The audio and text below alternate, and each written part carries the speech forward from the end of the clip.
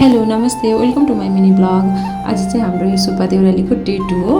अनि यो कुर्ता चाहिँ मलाई मेरो बेस्ट फ्रेन्डले किनिदिएको। थ्याङ्क यू नानी। अनि हामी चाहिँ बिहान 4:30 बजे उठेर नुहाइधुवाइ गरेर अनि मन्दिरको लागि निस्क्यौँ। अनि यो चाहिँ लाउरे टाँसेको भिर सबैलाई थाहा नै छ, सुब्बा देउरालीमा छ भन्ने कुरा त मैले किन भन्नुपर्छ र हुन त।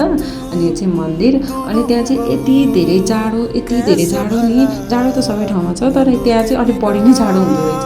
एकदम हावा चल्ने कि। अनि त्यो मन्दिरको भुइँहरूमा त टेक्नै नसकिने त्यो आइस जमे जस्तो हुने, खुट्टामा त यति चिसो।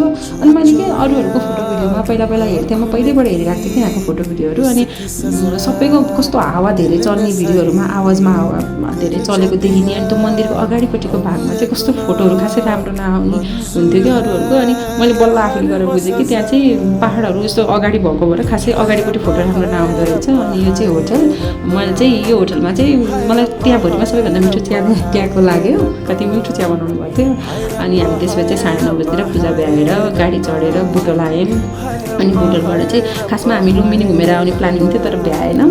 अनि बुटोलबाट चाहिँ पोखराको गाडी चढेर आयौँ। अनि मलाई चाहिँ बाटोमा एकदम धेरै खाँदै इन्जोय गर्दै हिँड्नुपर्ने बानी छ कि। अनि त्यसपछि खाएको हुनुपर्छ। अनि खाँदै रमाइलो गर्दै हामी पोखरा आइपुग्यौँ। अनि पोखरा आउने बित्तिकै चाहिँ फोटो भिडियो बनाउन पाइनँ। अनि सो म कोठामा आइपुगेपछि बल्ल बनाएँ। Thank you.